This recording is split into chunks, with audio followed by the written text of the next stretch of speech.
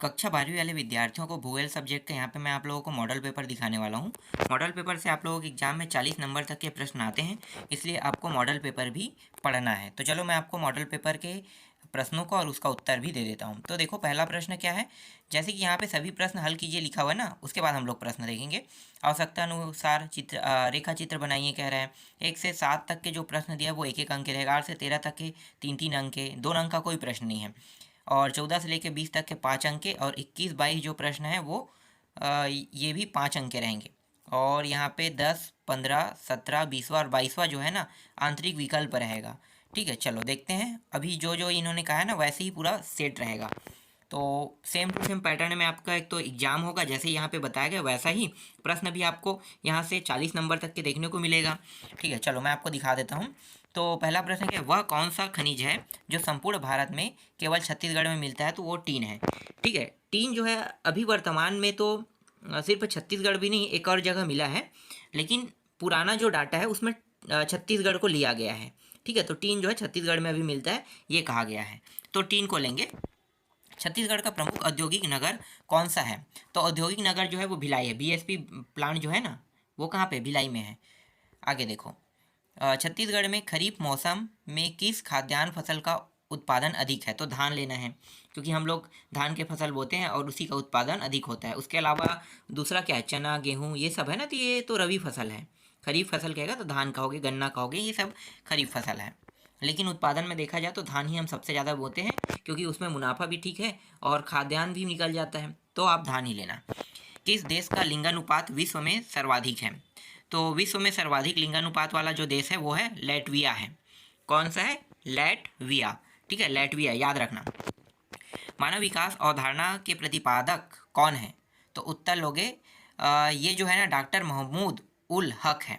मानव विकास अवधारणा के प्रतिपादक ये पाकिस्तान के हैं, और इसका जो नाम है वो डॉक्टर महबूब उल हक है, याद रखना। ठीक है, ये जो नाम है ना, महबूब उल हक जो कहते हैं, ये जो है उर्दू भाषा का है। तो इसीलिए इसे जब पढ़ते हैं थोड़ा सा अजीब लग रहा होगा आप लोगों को कि हिंदी में तो हम ऐसे नहीं पढ़ते हैं, तो ये उर्दू भाषा है। ठीक है, उल हक जो लगा है ये क्या है? उर्दू भाषा है। आगे देखो, बिग इंच पाइप लाइन के द्वारा क्या परिवहित किया जाता है? तो बिग इंच पाइप लाइन के द्वारा पेट्रोलियम परिवहित किया जाता है। हाँ, एक चीज़ और मैं बता देता हूँ। ठीक है, ये जो आर्ट वाले हैं ना, उनको ज़्यादा पढ़ना नहीं पड़ता, बुक को पढ़ने की आवश्यकता नहीं है। पूरा प्रश्न का उत्तर आपको परीक्षा सार में मिल जाएगा। अगर आप उसको पढ़ना चाहते हो तो आप बहुत ज़्यादा डिटेल से मत पढ़ना। गाइड भी पढ़ोगे, कुंजिका भी बहुत पतला रहता है, पूरा प्रश्न का उत्तर कुंजिका में मिल जाएगा, और जो आपके एग्जाम में आएगा ना वो कुंजिका से पूरा आ जाएगा, इसलिए आपको ज़्यादा पढ़ने की आवश्यकता नहीं है उसमें। ठीक है, आगे देखते हैं। ठीक, छठवा हो गया, बिग पाइप लाइन के द्वारा क्या परिवहित किया जाता है? तो पेट्रोलियम परिवहित किया जाता है। सातवां प्रश्न देखो, सन 2011 की जनगणना के अनुसार भारत का औसत जनसंख्या घनत्व कितना है? तो जनसंख्या घनत्व जो है ना, 200 नहीं 300 है, 382 व्यक्ति प्रति वर्ग किलोमीटर है। तो ये एक एक नंबर के प्रश्न है। अब 3-3 नंबर के प्रश्न देखेंगे। तो राइट हैंड साइड देखो, अब 8वां प्रश्न है, पर्वत मरुस्थलों तथा बाढ़ संभावित प्रदेशों में स्थल परिवहन की क्या क्या समस्याएं हैं? उत्तर क्या लिखोगे? धरातल की असमानता का सड़क परिवहन पर बहुत प्रभाव पड़ता है। जो पर्वत है भाग ऊंचे हैं, ठीक है, पर्वत के भाग ऊंचे ऊंचे हैं, चोटी नुमा है, उबड़ खाबड़ रास्ते हैं, से सड़क जो है परिवहन प्रभावित होता है।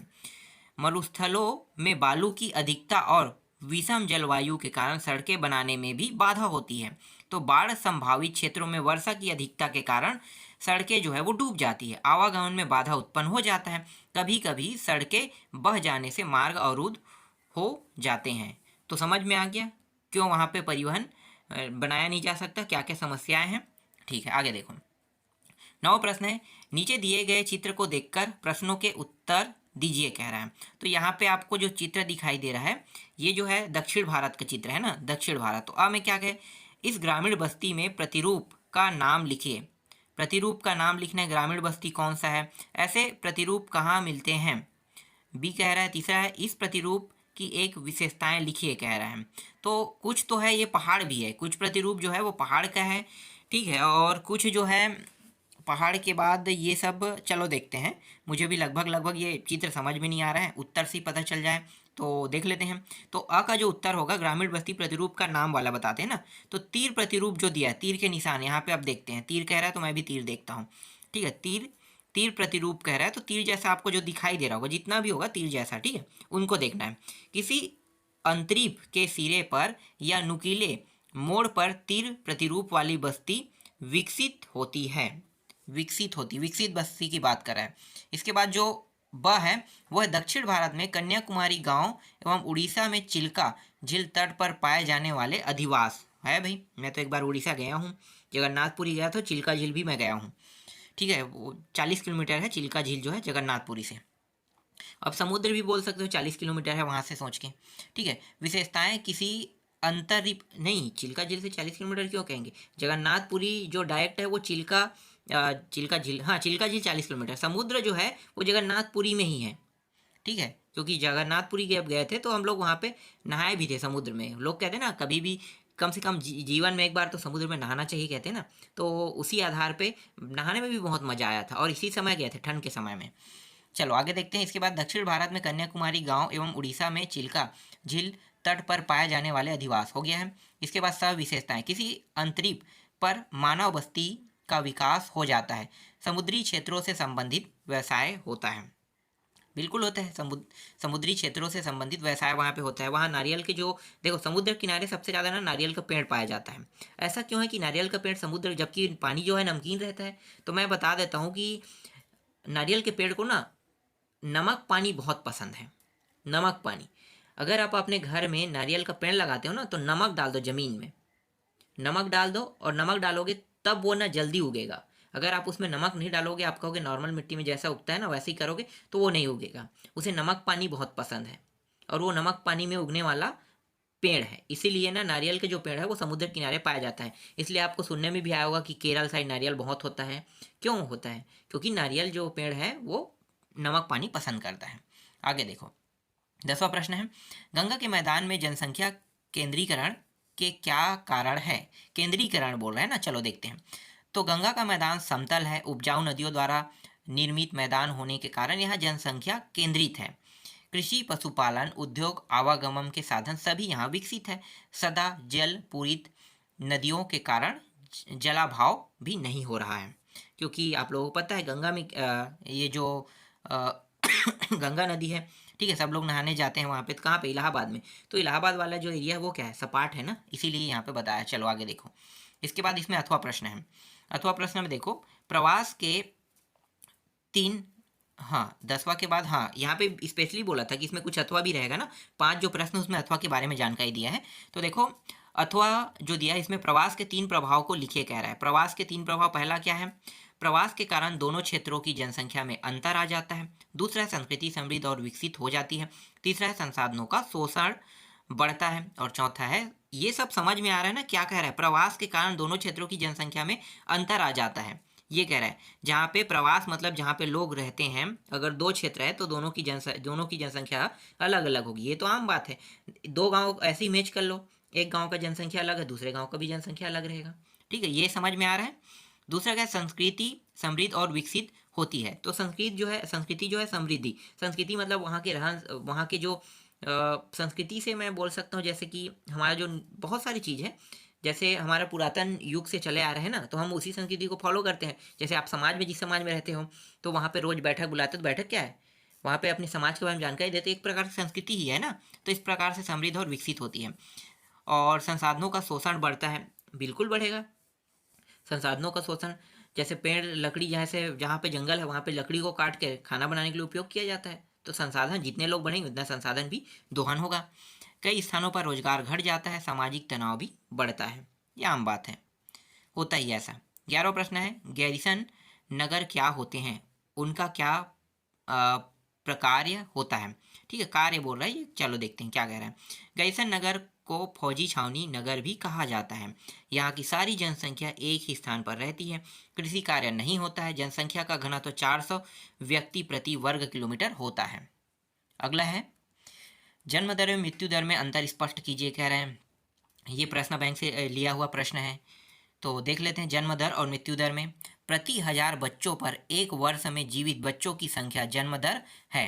प्रति 1000, 1000 में क्या बोल रहा है, प्रति 1000 बच्चों पर एक वर्ष में जीवित बच्चों की संख्या जन्म दर कहलाती है। और मृत्यु दर क्या होता है, प्रति 1000 में ही हम गिनेंगे ना, व्यक्तियों पर एक वर्ष में मृत होने वाले व्यक्तियों की संख्या मृत्यु दर कहलाती है। जन्म दर से संख्या बढ़ती है और मृत्यु दर से संख्या घटती है। जन्म दर को नियंत्रित कर सकते हैं, मृत्यु दर को नियंत्रित करने के उपाय चल रहे हैं। तो मृत्यु दर को नियंत्रित करने के उपाय चल रहे हैं, क्योंकि कुछ बच्चे जो हैं वो पैदा होती मारे जाते हैं, तो ये क्या है, मृत्यु दर है। ठीक है, इसको नियंत्रित करने के उपाय चल रहे हैं, लेकिन अभी तक ऐसा कुछ नहीं है। और इसको नियंत्रित करने का एक उपाय जो है वो सबसे ज़्यादा जो है अभी उपयोग किया जाता है। आजकल के जो माता बहनें हैं ना, बहनों के माता बहनें जो हैं उनका ऑपरेशन कर दिया जाता है। ऑपरेशन करके बच्चे को निकालते हैं। तो ये क्या है, इससे बच्चे को कोई नुकसान नहीं होता, ना ही माता को नुकसान होता है, नहीं बच्चों को। तो ये जो प्रक्रिया है यही ज़्यादातर अभी उपयोग हो रहा है वर्तमान समय में। चलो आगे भी देख लेते हैं। जीविकोपार्जन कृषि क्या है, इसकी विशेषताएं लिखिए। तो जीविकोपार्जन कृषि का मतलब होता है कि, चलो मैं आपको बता देता हूँ, अपने शब्दों में बताने वाला था लेकिन इसके शब्दों में बता देता हूँ। कृषि केवल अपने परिवार व समाज की उदर पूर्ति के लिए जो कृषि करता है उसे जीविकोपार्जन कृषि कहते हैं। ठीक है, अपने परिवार की, किसके लिए, अपने परिवार की भरण पोषण करने के लिए जो कृषि करते हैं उसे हम क्या कहते हैं, जीविकोपार्जन कृषि कहते हैं। इसमें कृषि का उद्देश्य स्थानीय आवश्यकताओं की पूर्ति करना है। जबकि विशेषताएं क्या है, खेत प्राय छोटे आकार के होते हैं, साधारण औजार का प्रयोग किया जाता है, मानव श्रम को अधिक महत्व दिया जाता है, अधिक उत्पादन के लिए मिट्टी में खाद का उपयोग किया जाता है, वर्ष में 1, 2, 3, 4 तक फसलें ली जाती है, अधिकांश भूमि में कृषि की जाती है, अतः पशुपालन कम होता है। इसके बाद 14वां प्रश्न देखो, मानव भूगोल की परिभाषा एवं मानव के प्रकृतिकरण की व्याख्या कीजिएगा। तो मानव भूगोल की परिभाषा क्या होगा, जर्मन मानव भूगोल शास्त्री रेटजेट जेल के अनुसार मानव भूगोल के दृश्य सर्वत्र वातावरण से संबंधित होते हैं, जो स्वयं भौतिक दशाओं का एक योग होता है। दूसरा है, कुमारी सैम्पुल ने मानव भूगोल की व्याख्या इस प्रकार की है कि मानव भूगोल क्रियाशील मानव और अस्थायी भूगोल के परिवर्तनशील संबंधों का अध्ययन है। अगला है, मानव के प्रकृतिकरण की व्याख्या। ये बार बार मुझे कफ बन रहा है गले में। चलो देखो, मानव इस ब्रह्मांड का एक महत्वपूर्ण अंग है। भौतिक प्रौद्योगिकी किसी समाज के सांस्कृतिक विकास का सूचक होता है। मानव ने प्राकृतिक नियमों को समझने के बाद ही प्रौद्योगिकी का विकास किया है। घर्षण और ऊष्मा की संकल्पना से मानव ने अग्नि की खोज की है। डीएनए और अनुवांशिकी के रहस्यों को समझने के बाद अनेक बीमारियों के लिए औषधियों का निर्माण किया है। प्रकृति का ज्ञान भौतिकी को विकसित करने में महत्वपूर्ण है। प्रौद्योगिकी के विकास में मनुष्य पर प्रकृति के बंदिशें कम होने लगी। मनुष्य प्रकृति संसाधनों पर प्रत्यक्ष रूप से निर्भर है। ऐसे मानव समाज के लिए भौतिक पर्यावरण मातृवत है।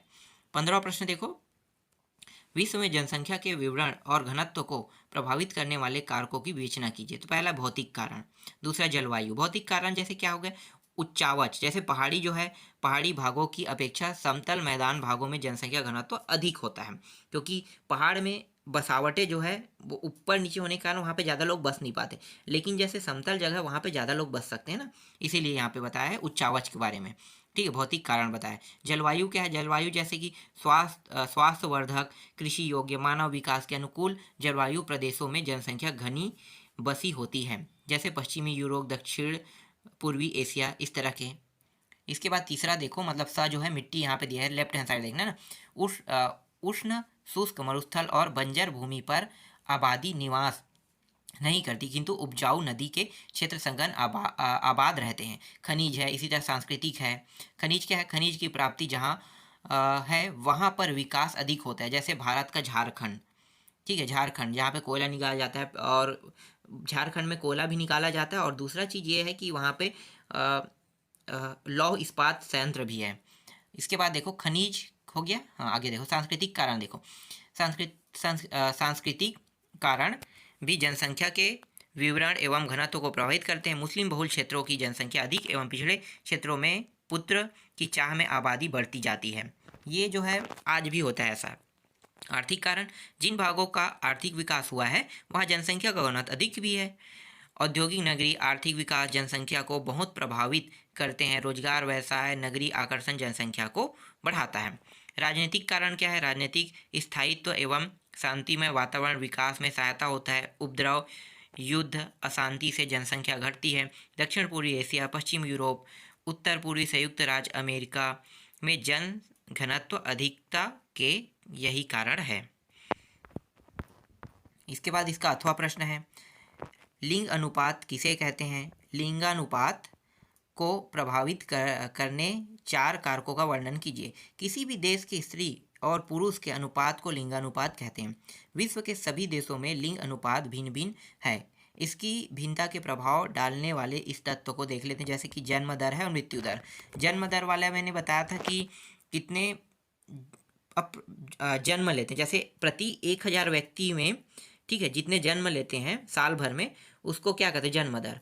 और जन्म दर बच्चे के पैदा होने से बढ़ता है और मृत्यु दर जो है वो जो बच्चे के पैदा होने से घटता है। इस प्रकार से आप बता सकते हो, ठीक है। इसके बाद प्रवास कह रहा है। प्रवास मतलब दूसरे जगह हम जाके बसना भी हो सकता है इसे, ठीक है।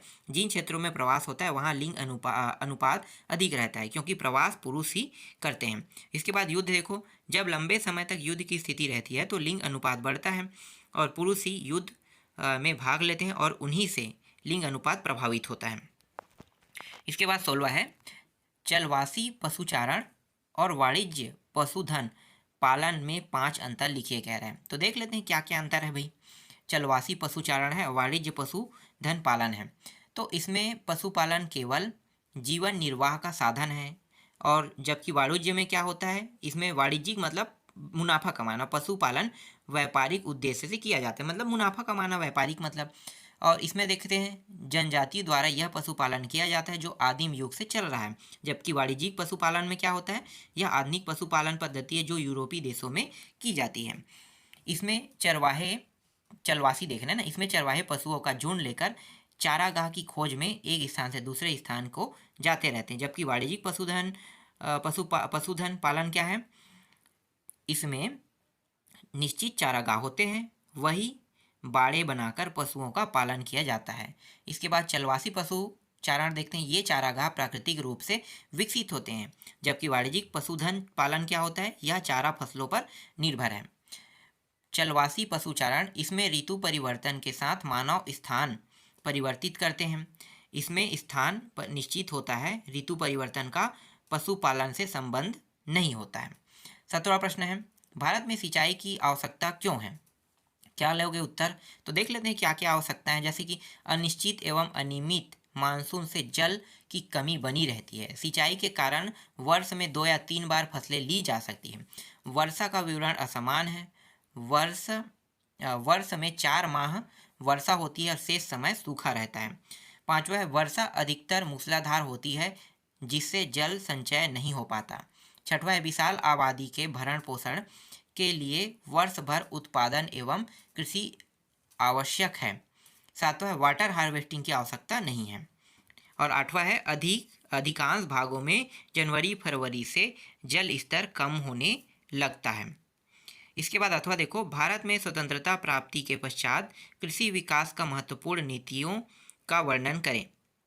तो कौन कौन सी नीति इसका वर्णन करते हैं? कृषि योग्य भूमि का विस्तार करना, दूसरा है कृषि गहनता को बढ़ाना, तीसरा है कृषि योग्य भूमि को कृषि भूमि में परिवर्तन करना, चौथा है कम ब्याज दर पर कृषि ऋण देना, और 5वां है उत्तम बीज खाद सिंचाई की व्यवस्था करना। और इसके अलावा यहाँ पे इन उपायों से कृषि उत्पादन तो बढ़ा है,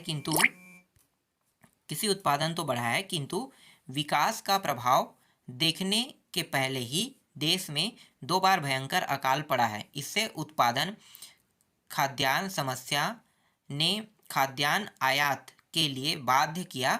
1967 की हरित क्रांति कृषि क्षेत्र उत्पादन सिंचाई से पर्याप्त लाभ हुआ है। कृषि आधारित उद्योगों के प्रारंभ होने से सन 1980 तक कृषि विकास के महत्वपूर्ण उपलब्धियां प्राप्त हुई। सन 1990 की आर्थिक उदारीकरण की नीति से फिर कृषि विकास प्रभावित हुआ। आज कृषि को उद्योग के रूप में विकसित करना आवश्यक है। 18वां प्रश्न है, उद्योगों की अवस्थिति को प्रभावित करने वाले कारकों की विवेचना कीजिए कह रहे हैं।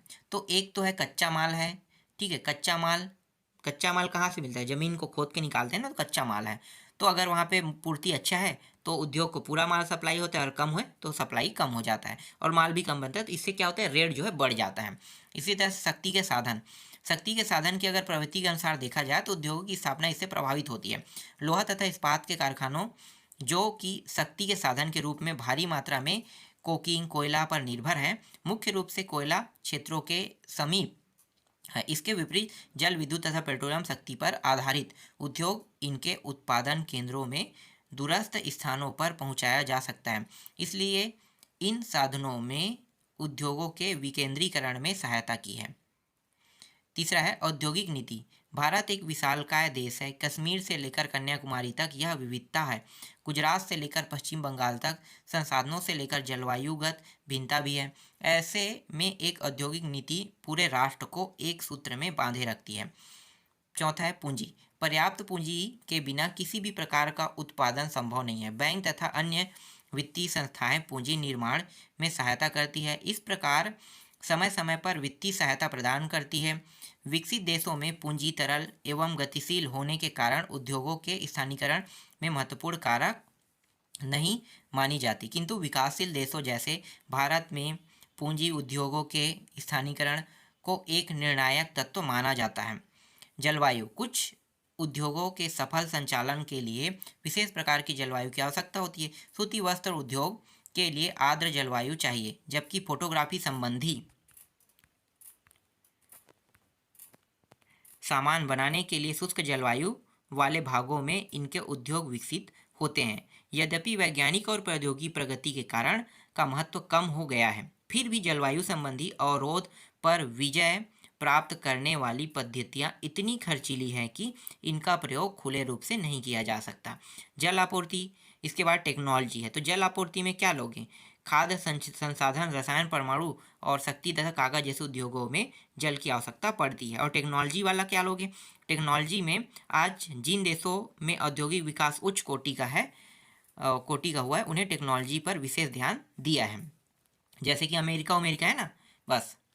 छत्तीसगढ़ में मिलने वाले प्रमुख खनिज पदार्थ का वर्णन कीजिए। तो इसके बारे में क्या बताना है? तो ऐसी है, कोयला है, कहाँ मिलता है? कोरबा में मिलता है ना। कोरबा में खाना, जिसे हम लोग क्या बनाते हैं? बिजली बनाते हैं, ठीक है। और इसे लेगा कहाँ जाता है? तो इसे सेल जो है ना, सेकल यहाँ पे लिखा है, सेल है, कंपनी उत्खनन कार्य करती है और बिलासपुर की कंपनी का मुख्यालय है यहाँ पे। तो ये कुछ बताया है, जबकि ऐसा कुछ, एक सेकंड, क्या है? प्रमुख खनिज पदार्थ का वर्णन की। खनिज पदार्थ का वर्णन करने कंपनियों को यहाँ वहाँ दिया जाता है, इस तरह से बोला है। ऐसा कुछ नहीं करना है आपको। जो याद है ना, वहाँ पे बिजली बनाया जाता है, जैसा जो याद है आपको वैसा ही आपको बताना है। जैसे कि लॉ एस्क में सबसे उत्तम किस्म का क्या होता है ये बताना है। कौन सा किस्म का लोहा छत्तीसगढ़ में पाया जाता है ये आपको बताना है। तो बैलाडीला में जो खदानें हैं वहाँ से लॉ-एस्क निकाला जाता है और इसे जापान भेजा जाता है, ठीक है। जापान इसे भेजा जाता है। तो आप इस तरह से बता सकते हो, जरूरी नहीं कि यहाँ पे लिखा वही लिखो, क्योंकि जो चीज़ पूछा है वो तो मैं करेक्ट बता रहा हूँ। बॉक्साइट भी है, तो बॉक्साइट जो है वो जमीर पाट, जारंग पाट, मैन पाट वाला जो क्षेत्र है ना, वहाँ पे ये बॉक्साइट प्राप्त होता है। और कोरबा के यहाँ पे फुटका पहाड़, केरता पहाड़ और पवनखेड़ा, कबीर धाम आदि स्थानों पर बॉक्साइट के भंडार मिले हैं। ये अभी अभी वाली बात है ना। चूना पत्थर जो है, जहाँ पे चूना पत्थर पाया जाता है वहाँ पे सीमेंट फैक्ट्री होता है। तो आप इस तरह से बता सकते हो। जैसे बलौदा बाजार वाला एरिया जो है चूना पत्थर, और ये टीन जो है छत्तीसगढ़ में एकमात्र उत्पादन टीन का यहाँ पे है, ठीक है। जो दंतेवाड़ा सुकमा छत्तीसगढ़ राज्य के खनिज विकास निगम के उत्खनन कार्य। और डोलोमाइट क्या हो गए? डोलोमाइट जो है मध्य कड़प्पा पहाड़, सैल समूह, बिलासपुर, रायपुर, दुर्ग, जांजगीर चांपा, रायगढ़ में इस खनिज का जमाव है, कह रहे हैं। इसके बाद हीरा है, सोना है। हीरा जो है गरियाबंद वाले क्षेत्र में पाया जाता है, मैनपुर क्षेत्र में, ठीक है। ये आपको बताना है। और किस प्रकार के हीरा पाया गया? किम्बर लाइट हीरा निक्षेपण पाया जाए, यह बहुमूल्य है। कहाँ पे? गरियाबंद। और सोना जो है छत्तीसगढ़ के जो कुछ नदी, जैसे इब नदी है, ठीक है, मैनी है, बस्तर की सबरी नदी है, रेत में सोने के कण पाए गए हैं। बलौदा बाजार के सोनाखान एवं राजदेवरी में सोने के लगभग 2780 किलोग्राम भंडार का अनुमान है। अन्य खनिज, बिलासपुर में मैंगनीज, दंतेवाड़ा में कोरंडम प्राप्त होता है। इसके अतिरिक्त गार्नेट, क्वार्टजाइड, ग्रेफाइट भी पाया जाता है। 20वां यातायात और संचार के साधन कृषि और औद्योगिक विकास में किस प्रकार सहायक हैं? तो उत्तर बताना है। यातायात के साधनों से कृषि उत्पादित माल शीघ्र बाजारों तक पहुंच जाता है। औद्योगिक केंद्रों से बना माल उपभोक्ता तक शीघ्र भेजा जा सकता है। संचार के द्वारा कृषि और उद्योग पदार्थों को मंगाना और भेजना दोनों कम समय में हो जाता है। कृषि पदार्थ औद्योगिक केंद्र और उद्योग निर्मित पदार्थ उपभोक्ता तक पहुंचाने में यातायात व संचार का विशेष योगदान है। संपूर्ण अर्थव्यवस्था परिवहन और संचार के कारण तीव्रगामी, सफल और अर्थपूर्ण हो गई है। अथवा में है, भारत के विदेशी व्यापार की 5 विशेषताएं लिखिए। भारत के विदेशी व्यापार की प्रमुख विशेषताएं। भारत का विदेशी व्यापार अपने पड़ोसी देश के साथ कम होता है। सन 1999-2004 के बीच विदेशी व्यापार का विस्तार हुआ है। भारत के निर्यात में कृषि उत्पादन, वस्त्र, चमड़ा, कालीन और हस्तशिल्प मुख्य। स्वतंत्रता के बाद हमारे देश का व्यापार संतुलन विपक्ष में था। व्यापारिक घाटे को कम करने के लिए निर्यात व्यापार बढ़ाया जा रहा है। इसके बाद 21वां प्रश्न, विश्व के राजनीतिक सीमाकार मानचित्र में दर्शाए गए निम्नलिखित बिंदुओं को पहचानिए तथा उसके नाम अपनी उत्तर पुस्तिका में लिखिए। जैसे कि यहाँ पे देखो, एक है मेगा सिटी है, एक अंतर्राष्ट्रीय हवाई अड्डा है, एक बड़ा बंदरगाह है। मतलब पहचान के आपको बताना है ये सारी चीज़ें। दक्षिण अमेरिका का एक प्रमुख नदी है। चलो देखते हैं यहाँ पे चित्र में। ठीक है, तो ये रहा, आपको कहाँ कहाँ पे दर्शाया, ये चित्र है। तो देखो यहाँ पे इन लोगों ने दर्शाया है ना, कैसे कैसे दर्शाया है, देख सकते हो। डॉट बिंदु है, अंतर्राष्ट्रीय हवाई अड्डा है, तो ABC इस तरह से यहाँ पे दर्शा दिया गया है। ठीक, चलो देखते हैं। इसके बाद है, जैसे कि देखो यहाँ पे है पाम्पस घास, ये पंपस घास का मैदान है। एक नंबर जहाँ पे दिखाई देगा ना वो है। ठीक है, तो 1 से 5 तक के यहाँ पे दर्शाया गया, देख लो कहाँ कहाँ पे नक्शा पे। फिलहाल मैं इसे बता सकता था लेकिन कोई खास तो नहीं लगा मुझे यहाँ पे। डल झील है, नीलगिरी पर्वत है, मुंबई हाई है, चाय उत्पादन क्षेत्र, नर्मदा है। तो ये सब बहुत आसान है, मैं इसको तो ऐसे ही बता सकता हूँ। देख सकते हो AB 1 2 3 4 ये पूरा लिखा हुआ है ना, यहाँ पे आपको दर्शाना है। ये डल झील, नीलगिरी, ये सब चीज़ कर रेखा। ठीक है, हर चीज़ जो चीज़ कहेगा वो आपको बता देना है। ठीक, ये कोई बड़ी बात नहीं है। इसी तरह से इसमें अथवा भी दिया है, सुपर थर्मल पावर वाला है, जूट उद्योग है, ये सब है। ये प्रश्न देख ले लो, और इसको दर्शाना है आपको छत्तीसगढ़ में। ये रहा स्टार लगा है, और जो 3 4 है ये सब में दर्शा दिया गया पहले से। ठीक है, तो ये अंतिम प्रश्न था। इस तरह से आपको सारे प्रश्नों के उत्तर देने हैं।